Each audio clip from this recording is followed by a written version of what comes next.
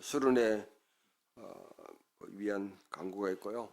다음 주는 또 우리 어린아이들이 디자인한 예배, 주일학교가 디자인한 예배를 하겠습니다. 같이 기도해 주시고 또 아이들이 어떻게 또 예배를 드리고 싶은지를 볼 수 있는 시간 됐으면 좋겠습니다. 하나님 말씀 창세기 50장입니다.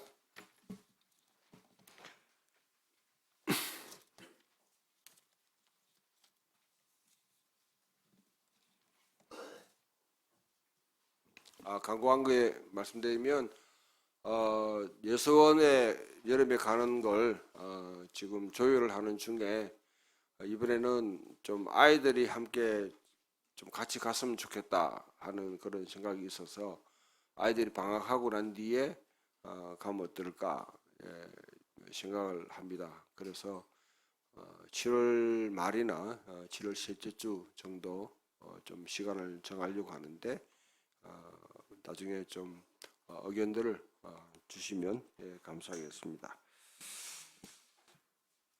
하나님 말씀 창세기 50장 1절부터 교독합니다. 요셉이 그의 아버지 얼굴에 굽으려 울며 입 맞추고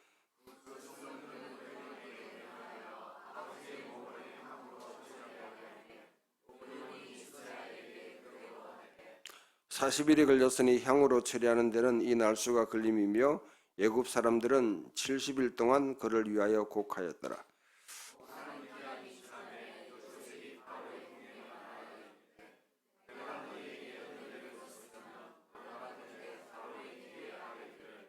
우리 아버지가 나로 맹세하게 하여 이르되 내가 죽거든 가나안 땅에 내가 파놓은 묘실에 나를 장사하라 하였나니 나로 올라가서 아버지를 장사하게 하소서. 내가 다시 오리이다 하라 하였더니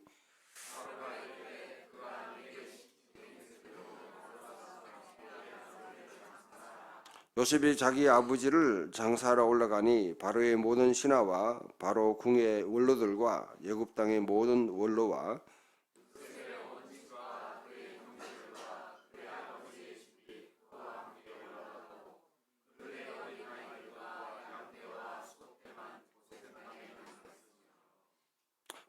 병거와 기병이 요셉을 따라 올라가니 그때가 짐이 컸더라.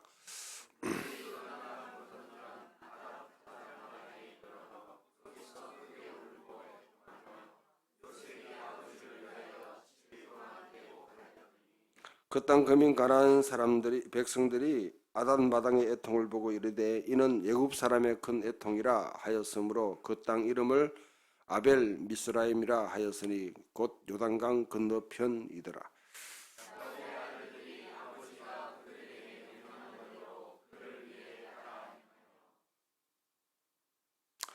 그를 가나안 땅으로 메어다가 마물의 앞 막벨라 밭굴에 장사하였으니 이는 아브라함이 헷 족속 에브론에게 밭과 함께 사서 매장지를 삼은 곳이더라.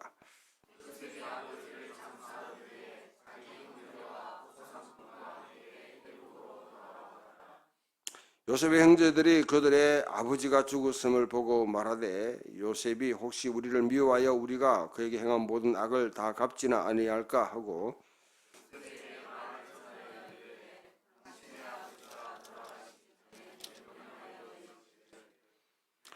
너희는 이같이 요셉에게 이르라. 내 형들이 내게 악을 행하였을지라도 이제 바라건대 그들의 허물과 죄를 용서하라 하였었나니 당신의 아버지의 하나님의 종들인 우리 죄를 이제 용서하소서 하며 요셉이 그들이 그에게 하는 말을 들을 때 울었더라.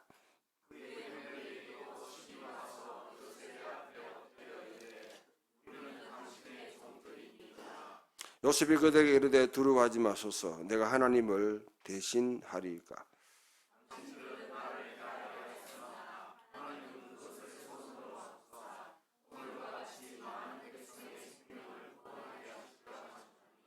당신들은 두려워하지 마소서. 내가 당신들과 당신들의 자녀를 기르리이다 하고 그들을 간곡한 말로 위로하였더라.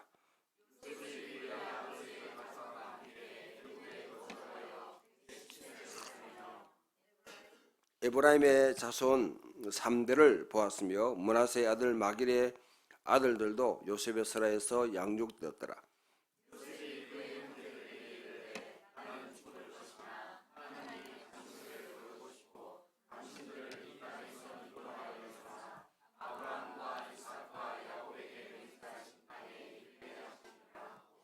요셉이 또 이스라엘 자손에게 맹세하여 이르기를 하나님이 반드시 당신들을 돌보시리니 당신들은 여기서 내 해골을 메고 올라가겠다 하라 하였더라.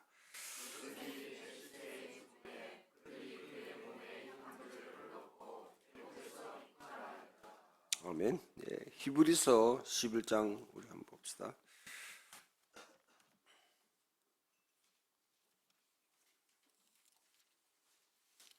제가 가지고 있는 성경 365페이지, 예, 5페이지. 맨 마지막 22절에 보면 22절 다 같이 한번 읽게 시작. 믿음으로 요셉은 임종시에 이스라엘 자손들이 떠날 것을 말하고 또 자기 뼈를 위하여 명하였으며.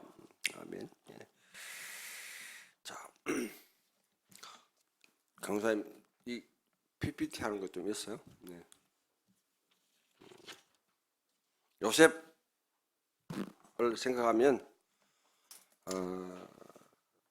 가장 많이 성경에서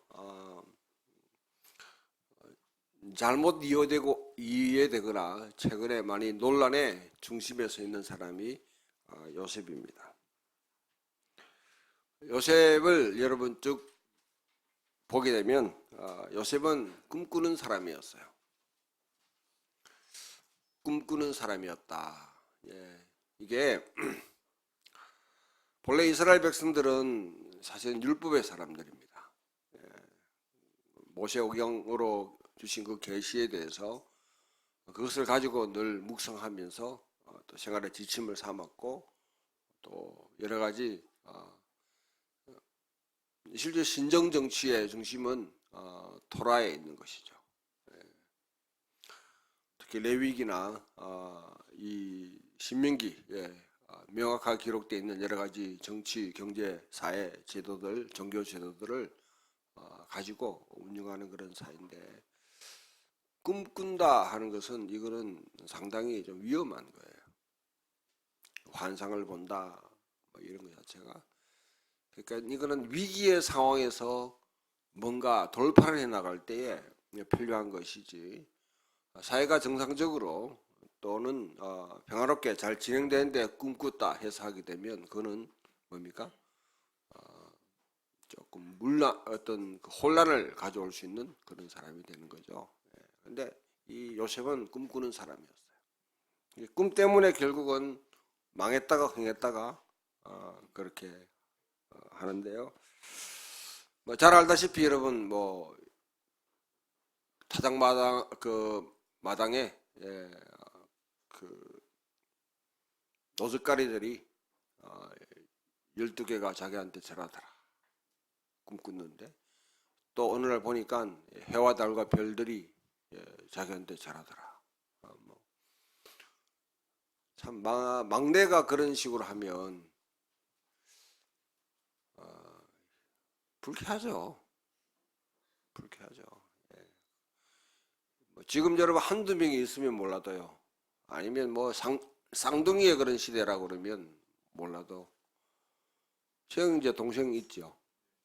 동생이 그와 같이 내 꿈꾼데 형이 나한테 절하더라 이렇게 하면 어떡해?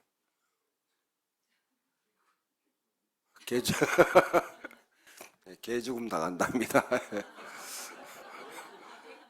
아, 개꿈이라고? 아, 예, 죄송합니다. 개꿈으로 그냥 이렇게 한다. 예. 뭐 개꿈 이렇게 하지만은 사실 들으면 기분이 안 좋죠. 이 인간이 이게 나를 물러보고 이렇게 하나 생각하는데 여러분 우리 아마 여기 우리 교인들 가운데 형제가 가장 많은 집안이 우리 이동일 집사님 가정 같아요. 전체 8. 네, 보통 50년대, 60년대 이렇게 했습니다. 예, 베이비 붐 시대를 뭐 이러고 하는 그런 시대인데, 우리 동일사님 아마 남자 형제 가운데 제일 막내죠. 예, 막내인데, 그러니까 앞에 뭐 형들도 쭉 있는데 꿈꿔가지고 누나들 다 와봐라. 내 꿈꾸는데 너한테 절하더라. 이렇게 하면 본인은 기분 째지는지 모르지만은 듣는 사람은 불쾌하죠. 예.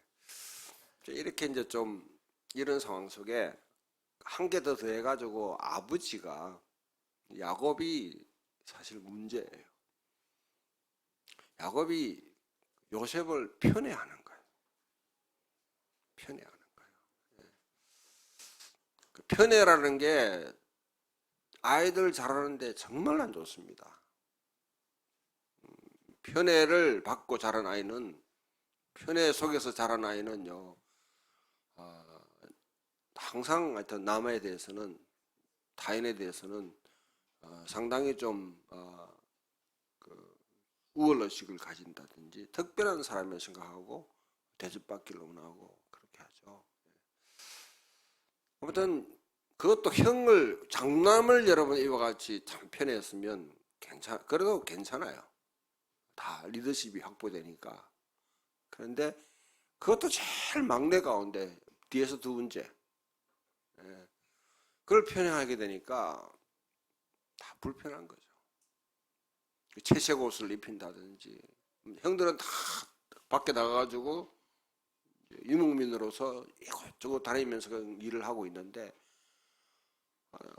그 동생은 그냥 여러분 집안에 있으면서 채색 옷을 입었다는 것은 특별한 위치를 갖다 이야기하는 건데, 그렇게 보호한단 말이죠. 그러니까 형들한테 미움을 사도록 했어요. 또 요셉도 뭐냐면 자꾸 고자질하는 거야. 형들과 아버지 내가 봤는데요.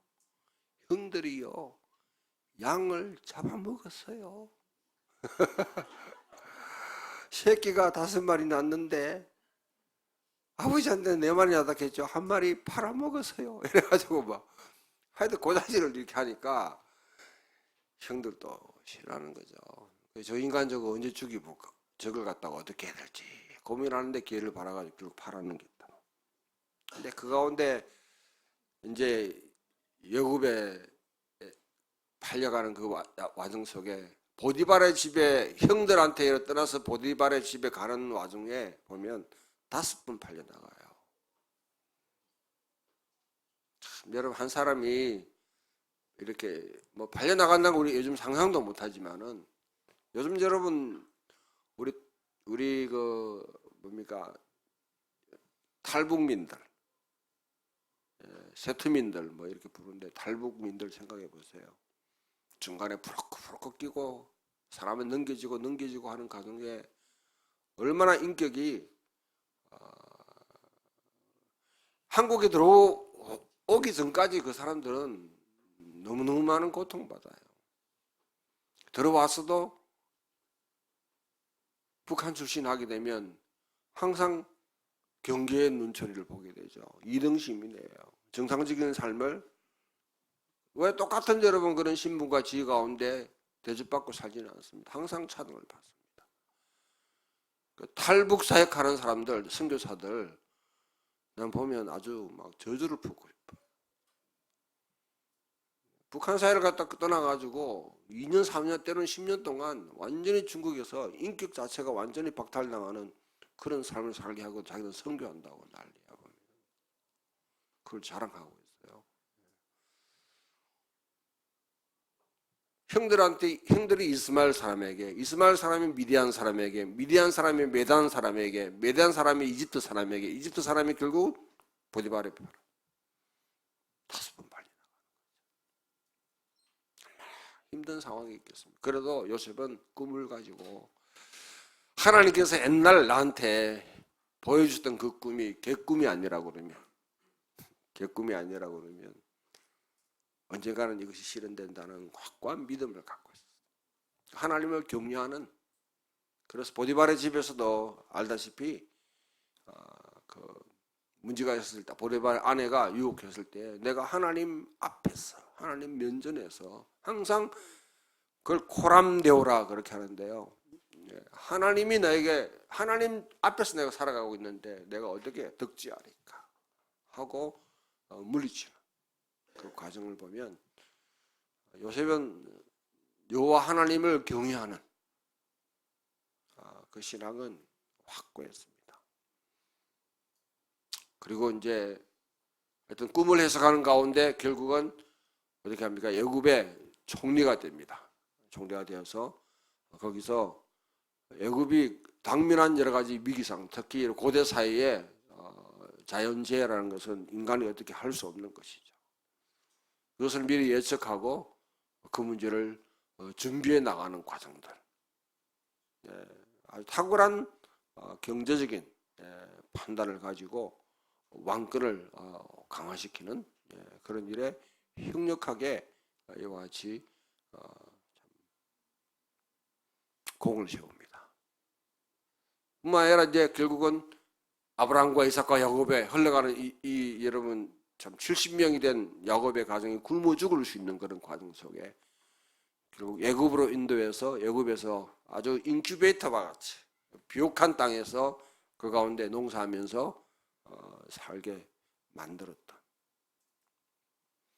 그래서 우리가 하는 말이 있지 않습니까? 똑똑한 놈 한 놈만 키우면 집안 먹이 살린다. 요셉을 이렇게 이용하는 사람들이에요. 이렇게 이용하고 이렇게 홍보하는 거죠. 똑똑한 놈 한 놈만 키우면 집안 먹이 살린다. 그죠? 그래서 요셉은 번영과 성공의 복음의 하나의 원형입니다. 많은 설교자들이 요셉을 가지고 아이들한테 이와 같이 꿈을 부푸는 거죠.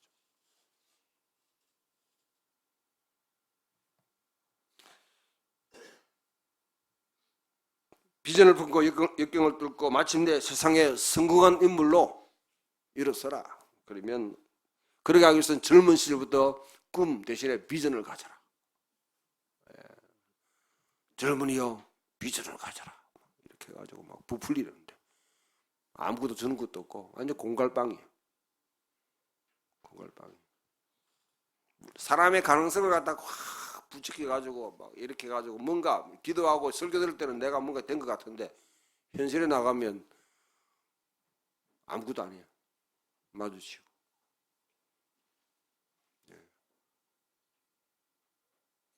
20대의 꿈, 10대의 꿈을 가지고 꿈을 품고 20대에 준비해서 30대에 뭐 성공해라 뭐 이런 식으로 해가지고 뭐 캐치프레이 좋죠. 좋아요. 근데 문제는 여러분 거기에 해당되지 않는 사람들, 낙오되는 사람들에서는 전혀 생각이 그건 실패자예요. 그러니까 교회에서조차도 위너와 루즈를 만들어, 성자와 패자를 만들어가는.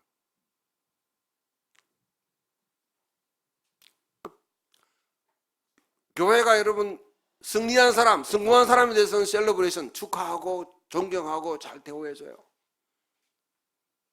근데 실패한 사람들, 뭐 실패했다고 여러분 그 가운데 들지 못했던 사람들, 그에 대해서는 말을 안 하는 거죠. 말하기보다는 비참하게 만들어요. 비근한 대로 제가 뭐 전에도 이야기를 했지 싶은데 장로님 집의 애는 뭐냐면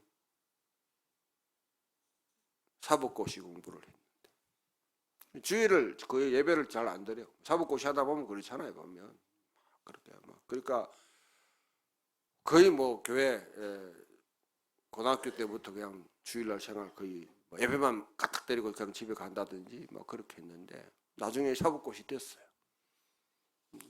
교회에서는 뭐 플랜카드를 쫙 누구누구 장로의 차남 누구누구 뭐 몇 해 사법고시 합격하다. 완전 법무부를 인수한 것처럼 막 그렇게 막. 그런데 여러분 똑같은 동기는 고등학교 때 열심히 회장도 하고 이러면 봉사도 하고 그다음에 대학교 와가지고 뭐 온갖 대로 교회 젊은이들 다 동원되잖아요. 뭐 수련회부터 다 주일학교, 성가대, 찬양대 다 봉사 다 했어. 그런데 이게 뭐냐면 취직이 잘 안 되는 거야. 취직이 잘 안 돼. 근데 교회 분들이 하는 말이 도대체 니는 뭐하노? 요즘 뭐하노? 이 말만 들으면 왜 나는 작아지는가? 아주 가슴 아프게 만들어. 그 광경을 보고 그 플랜카를 보고 너무너무 자괴감이 들어가지고 저한테 찾아봤는 거야. 내보고 어떻게 하라고 그럼? 내보고 내가 했나 뭐. 저거 목사한테 가가지고 이야기해야 되지. 예? 이런 상황이다. 내가 그걸 느끼면서 저도 이때까지 목회하는 과정 속에 내가 저지른 뼈저린 그런 그 잘못된 것들이 이게 다 그 우수한 사람을 갖다가 성공한 사람을 만들어내고 축하하고 그것을 기대하는 그런 교회. 한때 그렇잖아요. 교회에서 누구 유명한 연예인 한 명 등장하면 풍경 있는 교회에서 여러분 BTS 멤버가 들었다. 그러면 그때부터는 막 BTS 한번 예배드리러 오면 막 수없이 콱 몰려나가 사인회 하고 뭐 교회가 홍보되고 교회가 잘 될 거다. 예, 그런 꿈. 아니면 교회에 저는 백두산이가 그렇게 될 줄 기대를 했는데 프로야구에 아주 신인왕을 갖다 획득했다. 우리 옆에 교회는 여러분 뭐 어느 봉덕교회는 그 구자옥인가? 구자옥이 뭐 부모가 나가가지고 구자옥이 막 사인볼 막 목사님들 만나면 막 주더라고. 부럽더라고 보니까. 그런 꿈을 인간인 이상 누구든지 다 가질 수 있어요. 가질 수 있어요. 응? 근데 그 배후에 여러분 그 이면에 있는 여러 가지 일어나는 일들에 대해서 우리는 전혀 그냥 생각하는 거죠. 보지 않는 것. 그래서 저는 여러분들에게 또 한면에 요셉이 가지고 있는 어두운 면도 보여드리려고 합니다. 되게 여러분 교회에서 스카이 대학 아니면 여러분 서울대 나와가지고 성공한 사람들이 다 그런 건 아니죠. 다 그런 건 아닌데 잘못된 체제, 억압의 체제, 소위 말하는 우리나라의 독재 체제, 군부 독재에 여러분 부역하는 인간들로 다 전락해 버려요. 그러면 잘 먹고 잘 사는 거예요. 그렇게 살아요, 여러분. 죄송합니다. 제가 저는 여러분 공고를 나왔기 때문에 대구에 여러분 영남공고 여러분 혹시 있으면 용서하세요. 영남공고는 아는 사람이 여러분 이 땅에 와가지고 큰 죄를 지은다 할지라도 사업하다가 여러분 망해가 부도나가지고 했다. 경제적인 사범이나 아니면 이런 것 하고요. 서울대 출신들이 여러분 국가의 큰 프로젝트나 아니면 기업에 하면서 저지른 범죄하고 비교해 보면 누가 더 국가 전체 아니면 사회 전체에 영향을 미치는 큰 죄를 누가 더 지지? 사회적 지위와 신분을 갖고 있는 여러분 그것을 보장된 사람들이 훨씬 더 그런 말을 하죠. 요셉을 알기 위해서는 한번 봅시다. 우리 프로젝트 한번 떼어보세요. 뭘 키워라고? 영어로 적어서 미안합니다만은 되게 여러분 1700년도 주전 1700년도가 야곱의 가족이 이집트로 갔는 겁니다. 그때에 힉속스 왕조로 해가지고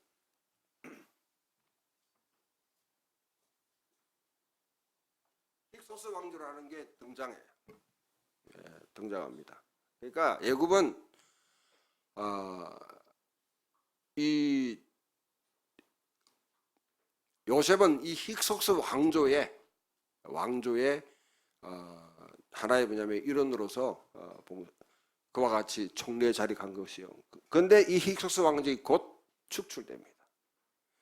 새로운 이제 1500년, 1570년 되게 되면 새로운 왕조가 등장합니다. 그때가 바로 여러분 출애굽기를 보게 되면 모세가 이제 등장하는 그런 시기죠. 그래서 보면 요셉을 알지 못하는 왕이 등장했다 하는 게 출애굽기 1장에 나와요. 그 말은 힉소스 왕조가 이제는 망하고 어떻게 해요? 새로운 왕조가 등장했는 것이죠. 새로운 왕조. 새로운 왕조가 등장해서 이제는 소위 정권이 바뀌게 되니까 왕조의 모든 기록들이 소멸되는, 사라져버리는. 자, 그래서 히브리인들을 핍박하는 그런 왕조가 등장하게 됩니다. 그 이후에 보면 여러분 이와 같이 라암세스 2세가 아마도 여러분 그 출애굽 당시에 그런 바로인데 이와 같이 도시들을 세우고 뭐 그와 같이 피라미드 같은 거 세우면서 결국 하고 1280년도에 주전 모세가 이끌고 결국은 출애굽을 단행하는 그런 상황을 보게 되면, 근데 이 힉소스 왕조라는 게 내게 보면 이게 힉소스, 그러니까 이게 팔레스타인이면도 이집트면 셈족해서 아시아계 지금 중동계 사람들이 대거 들어가서 왕조를 세운 곳이니까 유목민들이에요. 유목민들이 들어갔으니까 어떻게 해요? 전통적인 애굽 사람들의 순혈주의를 추구하는 것이 아니라 이 사람들은 애굽에서 들어왔던 사람들이죠. 그러니까 다른 인종이나 민족에 대해서 상당히 열려있는, 특히 여러분 같은 이런 중동 지역, 지금 말하는 그 지역의 출신이니까 이스라엘 사람들 가운데 요셉을 등용시키는 거죠. 등용시키는 거죠. 우리 조선시대에 여러분 조선시대 영의정이 몽골 사람으로 세웠다. 상상도 못하는 일이죠. 상상도 못해요. 우리 같은 경우에 아주 한민족만큼 순혈주의를 그렇게 고집한 민족이 없는데요. 그러나 중국 같은 경우는 다양한 역사들을 갖다가 풀면서 외부의 주변에 있는 그 인종들을 다 이렇게 섭렵하는 과정에 탁월한 사람을 재상으로 세울 수 있는 가능성이 있는 것이죠. 그런 상황 속에서 그러니까 히브리 사람인 야곱의 아들이었던 요셉이 어떻게 애굽이라는 큰 제국의 나라에 뭐냐면 총리 역할을 할 수 있었는가? 단지 탁월하기 때문에 그렇다? 그런 생각하면 우리가 그걸 넘어서 이와 같이 좀 다민족을 포용하는 그런 왕조 속에서 이와 같이 왕권을 대개 힉소스 왕조들의 지금 활동이고요. 자, 여기까지. 여러분 번역을 갖다가 제가 해가지고 드려야 되는데 보여드리는데 번역하나 안 하나 다 똑같습니다. 그러니까 자, 여기 가운데 이제 요셉이 단행했던 여러분 그 토지 개혁에 대해서 제가 말씀을 드리려고 해요. 요셉의 이면에는 사회 정의의 문제와 그 다음에 요셉은 결국은 제국주의를 부역한 사람이 아닌가, 제국주의를 만들어간 장본인이 아닌가 하는 비판들이 있습니다. 그 비판들을 우리가 다 수용하지 못한다 할지라도 그러나 요셉에 대해서는 평가 가운데 중요한 평가인데요. 이거는 제가 이제 토지개혁, 이집트의 토지개혁에 대해서 설명을 드리는 건데, 대개 보면 사이클 1 하게 되면 옛날 이집트 왕조, 이때는 이제 유목민 출신들이 쭉 들어와 가지고 그 다음에 이제 그 가운데 이제 메네스라는 이 여러분 왕조가 아주 큰 절대 왕국을 이루게 되는데, 그때는 왕이 모든 땅의 소유권을 다 이거는 신인 왕한테 맡긴 것이다. 애굽에 있는 모든 땅은 다 왕의 것이다. 그래서 뭐냐면 그와 같이 딱 정착을 했죠.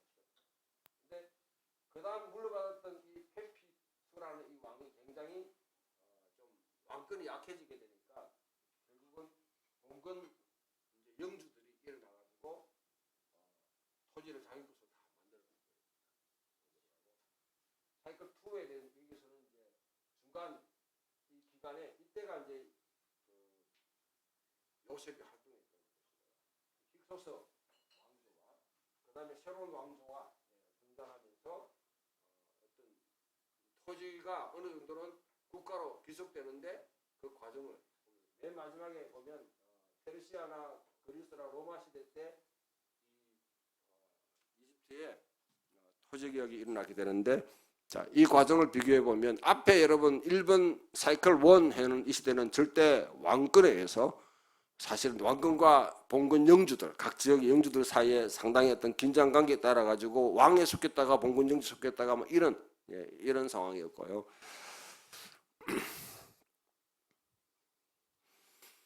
요셉이 힉소스 왕조에서 이렇게 하면서 이제 기근이 왔다. 자, 여러분, 우리나라에 만약 북한이 사실은 기근 때문에 상당히 10년간의 그 고난의 대행진을 갖다가 했죠.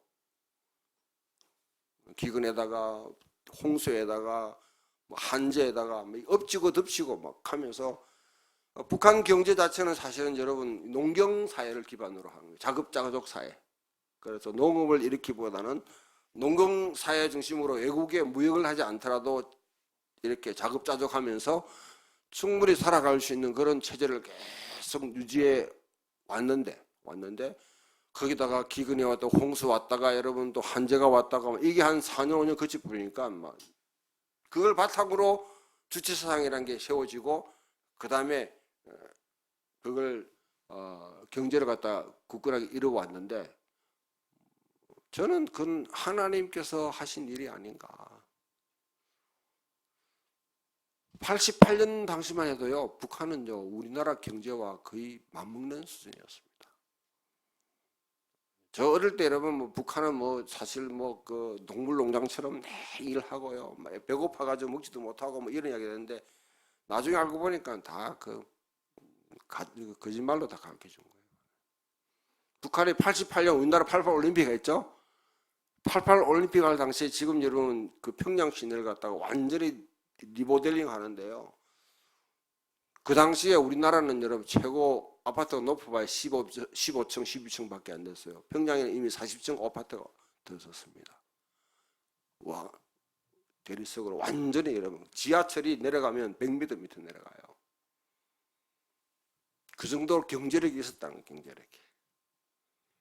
근데 이게 엎치고 덮치고 하는 게 그다음부터 일어나기 시작하면서 북한 경제가 완전히 막 그와 똑같은 상황을 생각해보면 고대 사회에 기근이 7년간 몰아친다. 이거는요, 백성들의 삶도 뭐냐면 어려워질 뿐 아니라 왕권 자체가 위협을 받는 그런 상황이 될 수 있어요.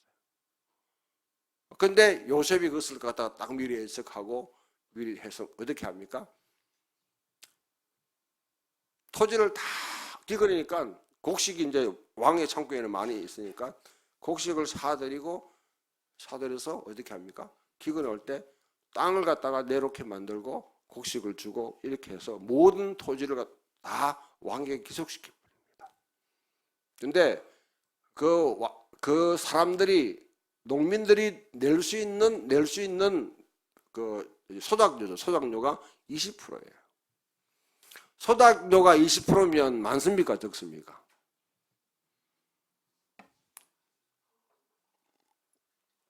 자기 수입의 20%를 갖다가 여러분 세금으로 낸다 생각하면 세금이 많아요, 적어요? 최영 형제, 많아요, 적어요?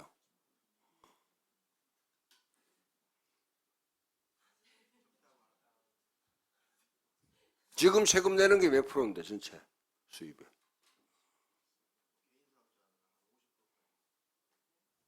그럼 뭐 완전 눌러날라네. 지금 20%만 내락하면 사업 잘 뻗어날 거 아니에요. 그죠? 법인세만. 우리나라 이게 세금이요, 저는 너무 많다고 생각해요. 실데없는 세금, 불법적인 세금이 너무 많아요. 보면 기반료에다가 세금 갖다 붙이고 하여튼 이거요.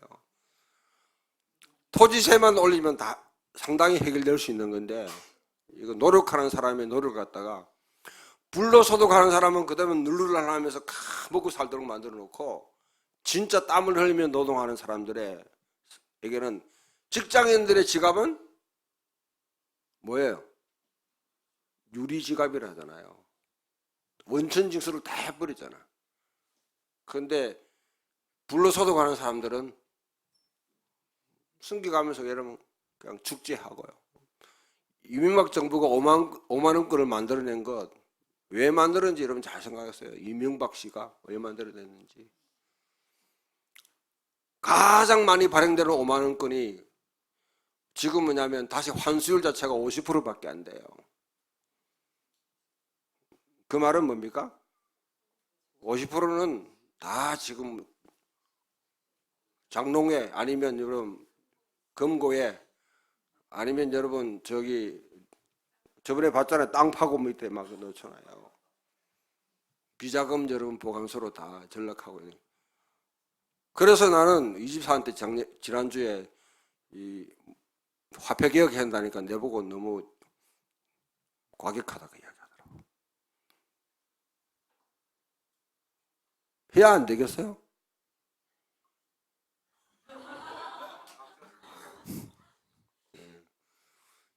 뭐하다 이렇게 갚으리는 아니던데, 20%예요, 20%. 20%는 여러분 적정한 수준이에요. 그 적정하게 굉장히 낮은 수준이죠. 고대 사회만 생각해도 굉장히 낮은 수준이죠. 제가 알기로 여러분 뭐냐면 우리나라의 토지 개혁을 할 때, 이승만 정부 할 때 그때 소작하는 사람들이 다 모여가지고 정부에다가 탄원했던 내용이 뭐냐면, 제발 소작료를 37대 30%만로 한정 좀 해달라. 30% 내려달라는 거였어요. 그전까지는 사륙제라든지 오호제라든지 뭐 이런 식으로 여러분 폭리를 차면 아무것도 안 한 지주가 육을 가지고 일한 사람은 살을 가지는 그런 세상도 있었어요. 그러니까 그들이 해방되고 난 뒤 토지개혁할 때 우리나라 전체 소작하는 사람들이 와서 뭐냐면 탄원하는 게, 제발 소작료를 30%까지 좀 낮춰다. 그 이상은 올리지 말아 달라고 했는 거는, 했다고 생각해 보면 20%는 상당히 낮은 편이죠.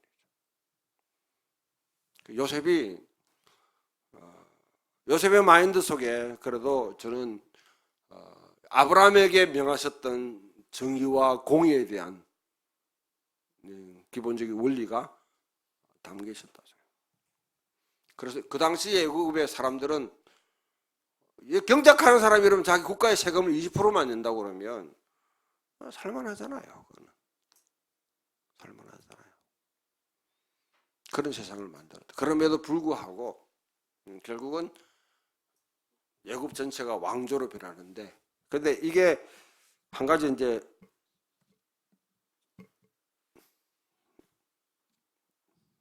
그 다음 좀 넘겨주세요. 이 사람이 이름이 좀 고약해가 내가 참 외우기 힘든데, 바켄나레프라는, 뒤에 이제 한 700년, 주전 700년 정도의 왕조인데, 그 다음 내려가 보세요. 이 사람들이 여러분 개혁했대. 두 번째 개혁으로 하게 되는데, 모든 여러분 소작인들은 자유롭게 어떤 할 수 있는 한 여러분 경작을 할 수 있도록 만들고, 그 다음에 여러분 땅도 뭐냐면 줘서 모계지로, 지금 모계지라는 걸 해가지고 차차 갚아하고 만들고, 그 다음에 모든 여러분 빚을 다 탕감해 버리고, 그 다음에 이자율을 갖다가 딱 정해가지고 고정 이자율을 만들어서 가지고 장난치지 못하도록, 고리대금하지 못하도록 만들고, 그 다음에 공동 책임 자체를 갖다가 다 이제 폐지시키고, 그 다음에 이제 공식적인 계약을 갖다가 사실 다 공개하도록 계약서를 비밀리에 하지 못하도록 만들고, 그렇게 해서 어떤 그 사적인 여러분이나 아니면 공적인 실제 자산을 갖다가 다 동일한 법 아래서 뭐냐면 다 이렇게 만드는 아주 혁명적인 여러분 계획을 했는데, 이 사람 이것 때문에 결국 왕위에 축출당하고, 봉건 왕주들이 막 각 지역의 영주들이 들고 일어나가지고 실패하고, 이런 경우는 지금 거의 뭐냐면 이거는 완전 혁명적인 일이죠. 혁명적인 일이죠. 고대 사회의 사람들 가운데도 이와 같이 왕들이 이렇게 하려고 했던 사람들이 있었어요. 그에 비하면 요셉은 그렇게 막 아주 그냥 근본적인 기억을 했다고는 볼 수는 없습니다.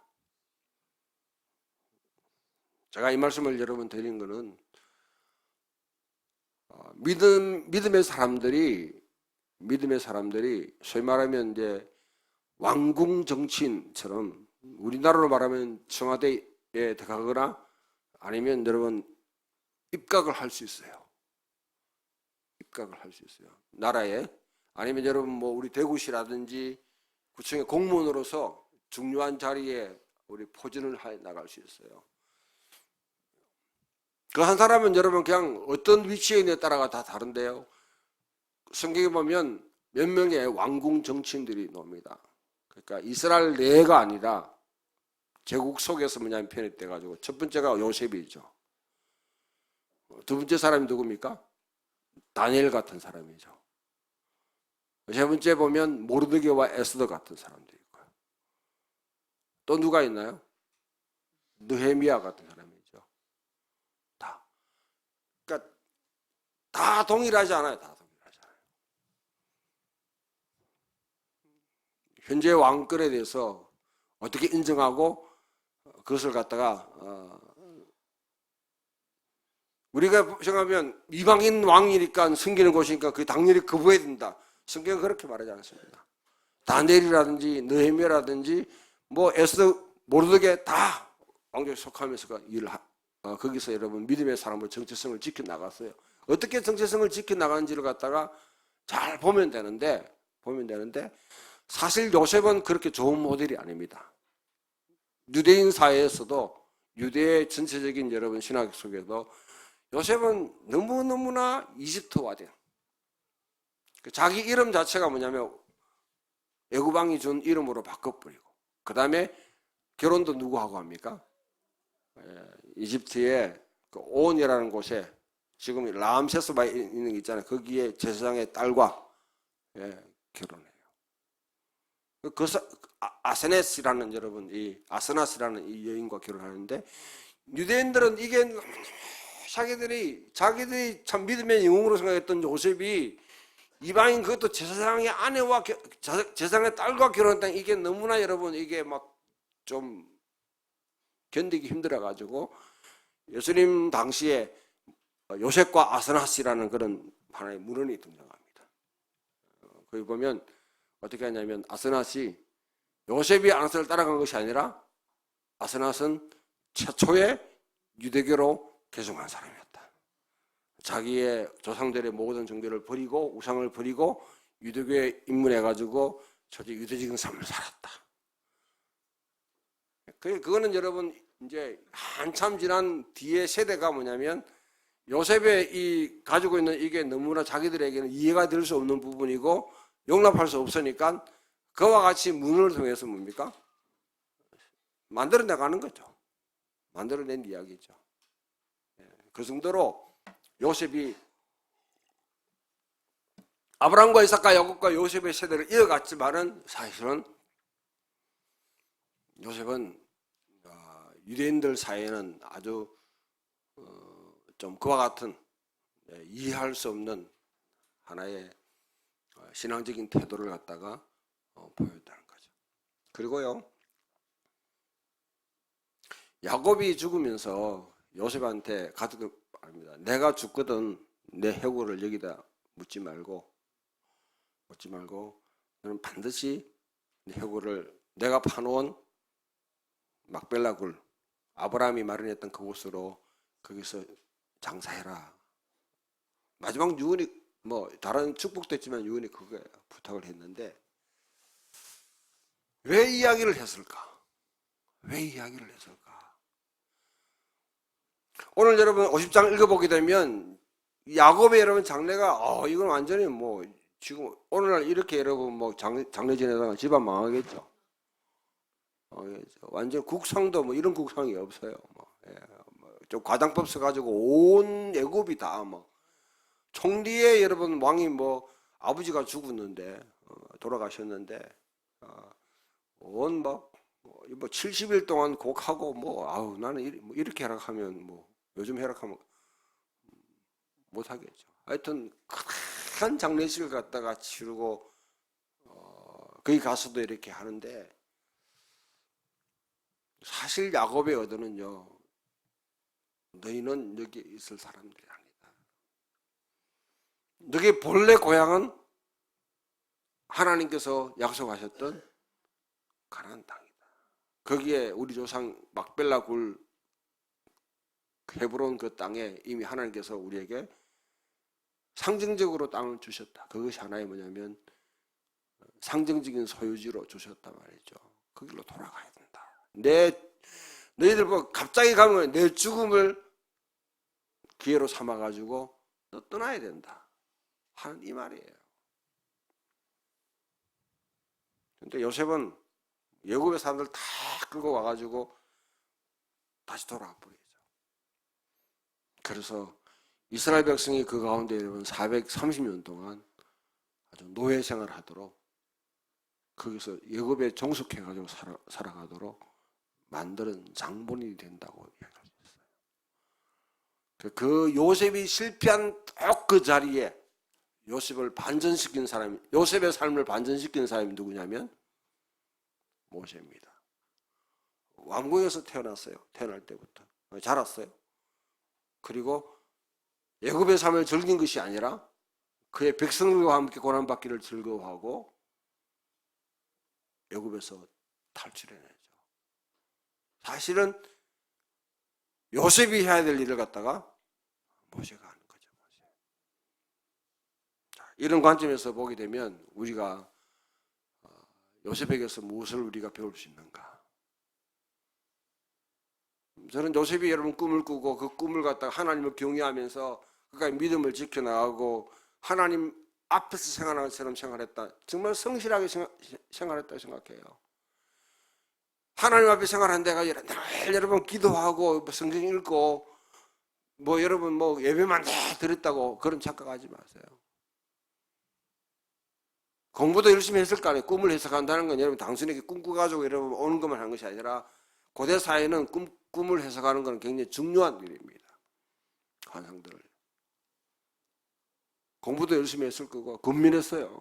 그러니까 보디발이라는 사람이 신뢰해가지고 자기 모든 재산을 맡길 정도로 신음을 할 수 있는 사람이죠. 자기 나름대로 여러분 어려운 가운데서도 처지를 갖다가 불평하면서 내 인생이 왜 이러냐, 부모는 나한테 물려준 게 뭐냐, 이 사회가 나한테 해준 게 뭐냐, 불만 품으면서 여러분 자기 현실을 갖다 도피한 것이 아니라 노예로 팔려갔어요. 부모한테. 아무것도 없잖아요.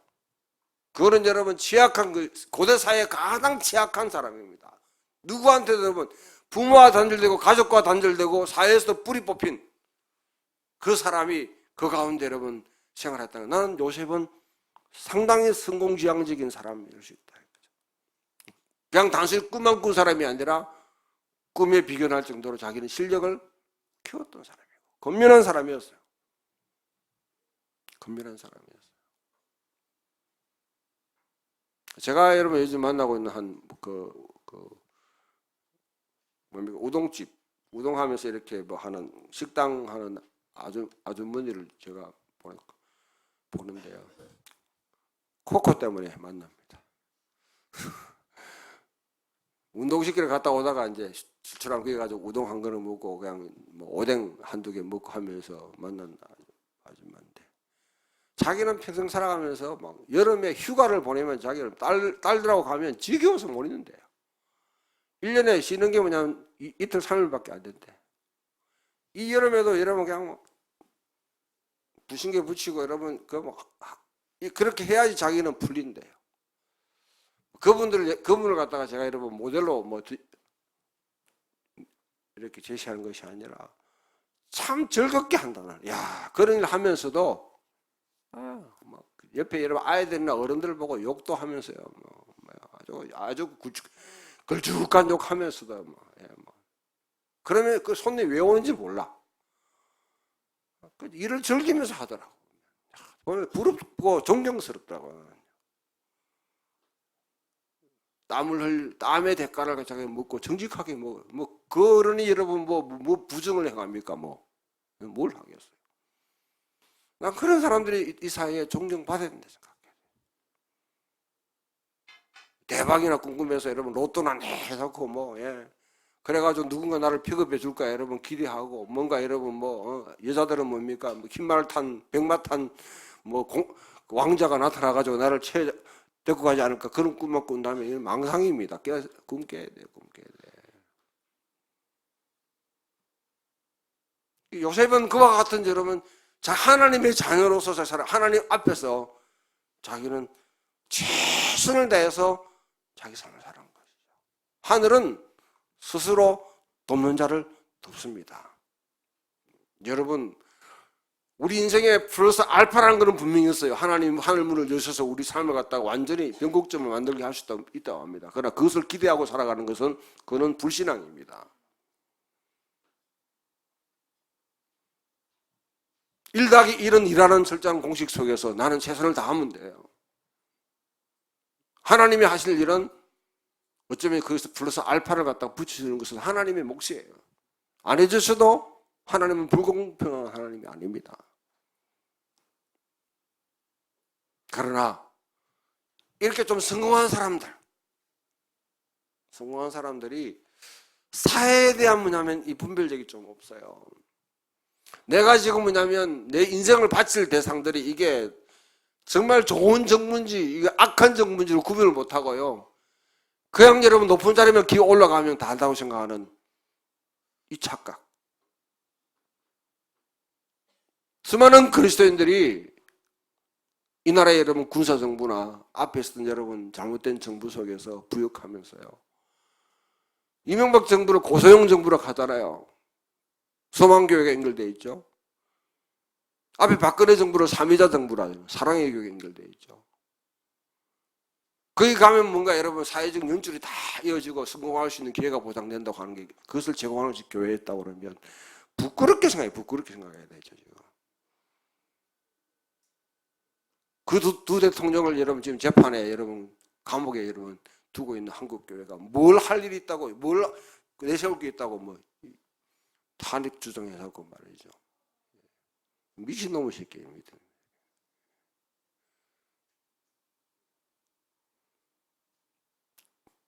저는 여러분들이 거기에 대해서는 공무원으로서 내가 해야 될 일은 충실하게 할 수 있어요. 내가 지금 학교도 마찬가지죠. 사립학교 같으면 좋은 학교도 있고 나쁜 학교도 있습니다. 그리스도인들이요 교장 교감되기 위해서 아주 여러분 삭취하고 있는 그런 여러분 학교에 가가지고 거기서 성공한다고 여러분 하면서도 전혀 자기 자신이 정하지 못하는 일. 내 친한 친구가 있어요. 후배지만은 친구인데 한국에 말하면 유명한 대학에 여러분 지금 아주 그냥 유명한 부패한 여러분 교육과의 오른팔입니다. 제가요 당장 티 나오라니 뭐 하는 짓이냐 이 말이. 네가 내하고 생활하면서 같이 이야기 나눴던 거나 신학했던 게 이거 하려고 하느냐고 호통을 쳤어요. 그 친구 내하고 하는 말이죠. 형 그럼 내가 나갈 테니까 지금 받는 보수 그대로 나한테 주소 그럼 나갈게 하더라고. 당신은 어떻게 해야 돼?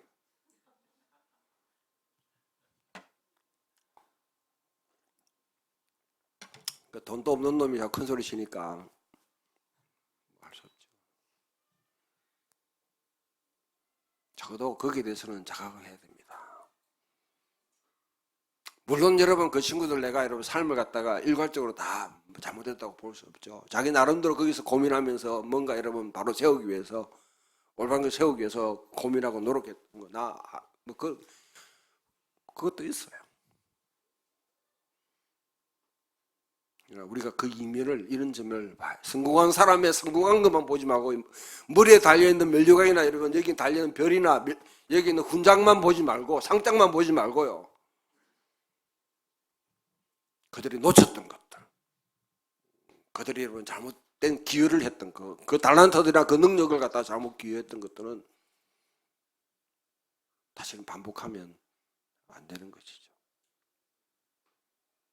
그러나 요셉은 위기에 처한 한 가정, 위기에 처한 국가를 사실은 그 국난을 극복해 나갈 수 있는 그런 나름대로의 지혜와 통찰력은 분명히 있었던 사람입니다. 하나의 여러분 그런 잣대로 모든 사람을 다 우리가 재단할 수 없지만은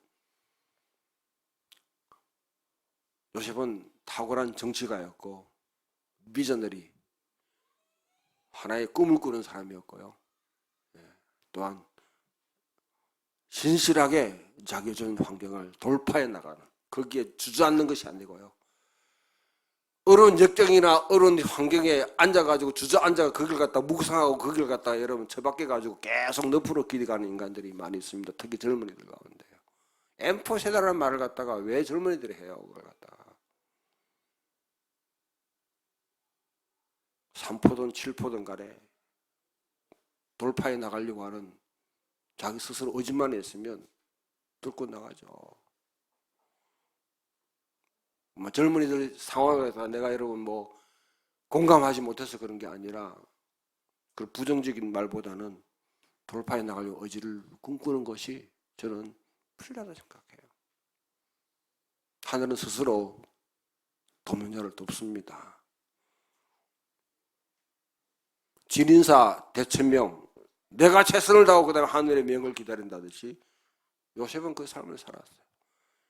그러나 두 번째 이면에는 요셉은 자기의 능력과 하나님 주신 축복과 은총들을 사용하는 데 있어가지고 위기는 극복하게 만들었지만 사실은 이 사회 전체 구조학이라든지 어떻게 여러분 그 역사가 흘러가는지에 대한 통찰력은 좀 부족했지 않는가 생각합니다. 여러분 믿음의 삶을 살면서 또 이와 같이 또 현실을 바라볼 수 있는 통찰력을 가지시고요. 회사를 다니든 직장을 다니든 아니면 여러분 다른 공무원으로 하든 어디 있든 간에 마음에 안 든다고 티 내지 말고 저는 좀 그런 스타일이에요. 이거 아니다 싶으면 그냥 나오는 그런 스타일인데 그게 다는 아닌 것 같아요. 뭔가를 신실하게 가서 바꾸려고 하고 고난받고 힘들어도 저항하면서 뭔가를 갖다 바꾸려고 하는 그러면 저는 살아있다고 생각합니다. 신대원 학생들한테 저항하라 하니까 어떻게 하란 말이에요 하더라고요. 내보고 지금 교회에서 티 나오란 말입니까? 그게 교회를 갖다 확 뒤바뀌어요. 너 할 수 있으면 해봐라. 그게 아니고 everyday 매일매일 우리는 여러분 저항하면서 살아갈 수 있습니다. 그 폼은 여러 가지가 있어요. 쉽게는 오른밤 둘러대면 왼밤 둘러대는 겁니다. 오리를 가자 하면 심리를 갑니다. 속옷 달라면 그것도 벗어주는 거예요. 이 말은 뭡니까? 나는 네가 할 수 없이 지금 현재 네가 시키는 대로 하지만은 나는 네 가치에 네 행동 방식에 나는 동의하지 않는다. 하면서 말이나 행동이나 여러 가지 모습을 우리는 저항할 수 있습니다. 나이놀 리브라는 분이 평생 자기의 여러분 책상에 붙여놓은 기도 제목이 있었습니다.